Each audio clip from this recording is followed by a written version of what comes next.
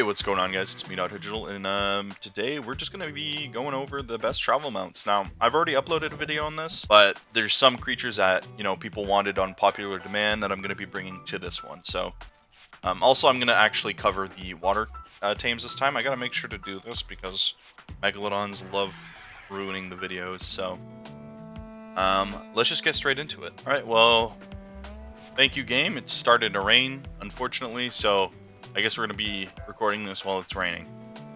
Thank you, Ark, very much. Very cool. So the first creature I covered was the Pteranodon, because the Pteranodon is the most maneuverable, and it's fast, it's maneuverable. You have the C-Spin, which gives you a boost forward, as well as some increased damage, right?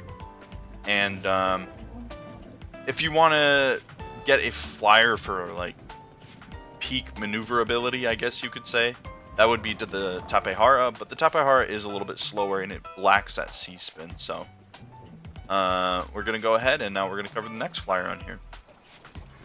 So the next flyer we're covering here is the Argentavis. He has a great stamina pool, great weight pool, and luckily it seems to be a little bit faster from Survival Evolved. Again, most creatures seem to have their speed tweaked. Not sure the exact numbers, but stuff's definitely been tweaked for sure. And here's the Argentavis. Now, another nice thing about the Argentavis is I could go in here, look, see how the stone in my inventory weighs 10. I transfer that to the Argentavis's inventory, and it now weighs 5. So certain materials, mainly like minerals, so like obsidian, metal, stone, all that stuff, has its weight tweaked, and it just makes it so you can really just fly around and have a lot of materials on it, which is kind of the RG's whole purpose. But it's also a decent battle mount and everything. I'd really suggest using an Argentavis. Alright, and I guess I will change up the order here. So, next flyer we're going to cover is the Ranoa. Now, this thing is wild. First of all, let's cover its flying speed. So for something that is this big, it is incredibly fast, and watch what happens when you go in the water. He goes from flying straight to swimming, and then you can jump right out of the water and go back to flying, which is obviously super, super useful. Now, if you look on the right-hand side here, we have a resin armor, resin ammo, and then probably the most useful feature about the Ranoa is if you press Control and left-click, this is on PC, of course, you go ahead and you pick up a creature, and that creature can be as big as a Rex, which is pretty good. So yeah, it's very fast. It can 100% defend itself. This creature has plenty of abilities for combat, and it's super tanky as well if you put that resin armor on. Just a moderately fast creature with good carry capacity, and it can defend itself amazingly. So definitely would suggest a Ranoa if you can afford it. Now, this is a creature that it's going to be one of the last things you get in the game, because you need to, you need to impregnate a big creature such as, a Bronto or not Rex, sorry, like a Karka, big creatures. So definitely, Ranoa would be one of the later game ones. But let's move on to the land mounts now. Well, actually, I'm going to start with the Beelzebub here. So this was a creature that I had used in Survival Evolved, and I kind of just glossed over the fact that it was pretty good, right? So as you can see on land, it has a moderately fast speed, which is, it's pretty good. Is it the fastest? Not really. But here's where Frog kind of excels, right? So you have these jumps, and these jumps take you some distance. That's about like 20 foundations away, right? Big jump. We're gonna go ahead and put some stamina here. So you can take these just big leaps. Now, they don't have much verticality. Like, you can't go super high with them, which is always kind of why I don't suggest people use the Beelzebub. But the ability to also go in water is obviously very, very helpful. So as you can see, he's moderately fast in the water as well. And yeah, so I guess what we're going to do now is we're going to go ahead and take a look at Procoptodon. Now, this is one of the creatures that people were suggesting like crazy on the last video. They were like, No I gotta put. I'm just gonna put everything on screen because there was so many comments for it, right? Let's go ahead and show off the running speed of Procoptodon, sorry. So, again, not that fast compared to some of the other creatures I showed off in the last video, like the Gallimimus. The Gallimimus is incredibly fast in this game. But, yeah, the Procoptodon is pretty quick, you know. The main reason you want to use the Procoptodon is for this. You can jump. And you can jump really far and you can jump really high. Now, if you hold space, then it charges the jump and you can jump to its maximum, I guess, distance and height. So, for sure, the Procoptodon's a good one. You can use it to jump off cliffs, like this. And you basically, you know, nothing's attacking you and you make all of this distance for free. And then last second, you hop off so he doesn't take fall damage. And there you go. Now, I'm not sure if they completely removed Procoptodon's fall damage. I've you know, built the habit of just hopping off of creatures before they land so I don't take fall damage, so I'm not actually 100% certain. But, yeah. They definitely take reduced fall damage if they even take it at all, so there's something to know. Alright, now we're going into the creatures I showed off last video a little bit. So again, we're at the Gallimimus here, and I'm going to show you how fast this guy runs, right? So now we're going to sprint, and as you can see, this is probably like 30% faster than the Procoptodon. Definitely really fast, and he does have a jump actually, and the jump is relatively high, and you can jump far with it too. It's like nearly as far as the Basilosaurus jump. Not quite as far, but I feel like it makes up for the speed that the Basilosaurus has with, you know, or it makes up for the jump distance with the speed up, right? So definitely would suggest using or getting a Gallimimus, like especially if you're early game, because these things are ridiculously easy to tame. They don't take long to tame. They have decent weight pool, and again, they're extremely fast, and they have an amazing stamina pool. That's another thing as well. Let's head over to the next creature, which is going to be the Iguanodon. Now, the Iguanodon really isn't fast, especially when it's standing on its two front legs like this. It's slow. You're probably faster than an Iguanodon, right? But the magic kind of happens when it goes in all fours. Now, this has been one of my favorite creatures of all time, and I used to do some funny shenanigans where we'd put all movement speed on PvP, and I'd use it as like a weird scout dino, right?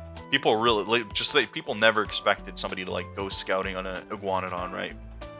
But yeah. Now obviously you can't put movement speed in it. So what makes the Iguanodon good? Now the thing that makes the Iguanodon amazing is, I don't know if you've noticed, but our stamina bar hasn't budged, and that is because the Iguanodon, in its quadrupedal stance, so when it's on all fours, it just doesn't lose stamina. You can just keep running and running and running and running, and you just don't lose any stamina. So I would definitely suggest Iguanodon for, you know, your big treks across the island. And let's go over to the Thila next. So for the Thila, it's weird. The Thila definitely used to be better in Survival Evolved, and I'm going to explain that really quickly. So we're going to go ahead and we're going to jump. And as you can see, it kind of struggles to get up cliffs now, because the cliffs used to be much more flat than they are now, because they actually added a lot of texture and detail to the cliffs now.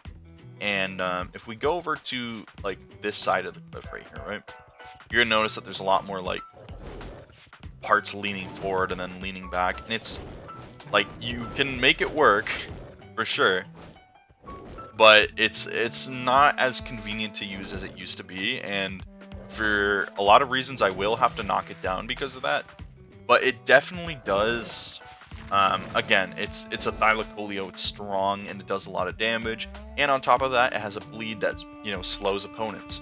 So that's another thing to think about with a Thyla, is that it's pretty reliable, as well as being, you know, pretty quick and maneuverable. So those are your land and air creatures, and I guess now it's time to get time to go take a bath, I guess. Alright, so now we're going to cover the Basilosaurus. Now the Basilosaurus is pretty slow, and you might not think it's that great of a travel mount. But the reason I'm suggesting it is because the Basilosaurus has immunity to electricity. So you cannot be stunned by eels, you cannot be stunned by jellyfish, and usually when it comes to the oceans, those are the two biggest pains. So I would definitely suggest using a Basilosaurus if you just do not want to be annoyed by the ocean. But here are my two big creatures that I would suggest here. The manta is ridiculous. Now, this is the normal swimming speed, and it's already like the same speed as the Basilosaurus. Now, when we sprint is where this thing kind of goes crazy. Look at the speed. I'm gonna look at the land as a comparison. Now, this is faster than any creature on land. Look at how insanely quick this thing is. And it has another useful feature. Press space. There you go. If you press space, you can actually go on land, even. And you can do some really interesting things, like if you put ramps up and you jump up the ramp, you can go over the map. Some really, really wonky stuff is possible with the manta. But it is insanely fast. You could use this for underwater drops super easily. Like, as you can see, I'm like at the bottom of the ocean, very bottom, like instantly. I instantly made it to the bottom of the ocean, and you could harvest your oil and your silica pearls, and it's just a really good mount, right? Super fast. Nothing is going to catch this thing. You probably won't even get hit by anything unless you run into like a jellyfish, for example, right? But it can surface really fast. It's just an insanely quick creature.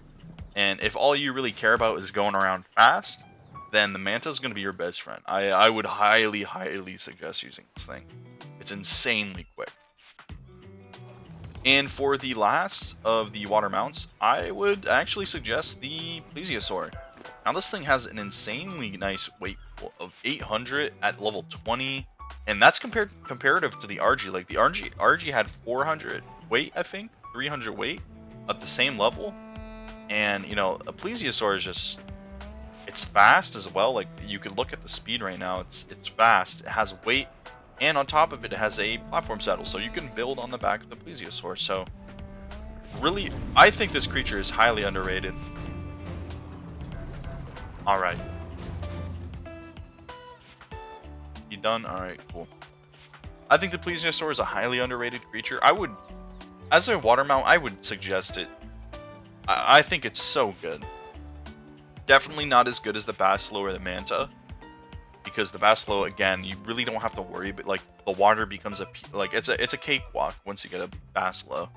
And the Manta can take care of going around the map really quickly, scouting, getting drops, all of that stuff. So, yeah, the Plesio is kind of a mix of both, right? It's got like good weight, it's really fast for how big it is, and it has, you know, the capacity to build on. So those are my those are my travel mounts that I would suggest in this game. Now, if you guys want me to make a part 3, if you have even more suggestions, definitely do let me know. But I think this rounds it up pretty well. So if you want to go into the game and you want to, you know, see what the island has to offer, these are going to be your best dinos. And let me go ahead and just say, just to clarify, the island creatures are the only things that are out right now. I had some people in the comments being like, where's Shadowmane? Where's, you know, Managarmer? And the reason they're not on here is because they're just not out yet, right? So only creatures on the island are going to be on this list, and with every new DLC that launches, I will basically refer back to this video, and I will show the new creatures that come out with the map. So, you know, for like Scorched Earth, I'll definitely talk about how Wyverns are pretty good, and then for Aberration, well, obviously Aberration there's no flyers, so Rock Drake's 100% going to be on there, obviously. So, yeah. Honestly, I am super glad that as you guys may have noticed, I don't know if you guys are coming from, you know, the first time or from any other video, but the game looks better. I'm actually able to run the game now. Thank you, Wildcard, for finally fixing the game. And I'm also getting a new microphone coming in like a day. So, video quality is going to be, you know, greatly improved, and I hope you guys stick around and definitely be pumping out more content, making some more videos and guides and stuff like that. So, I'd like to thank you guys for watching, and I will see you guys in the next one. Peace out.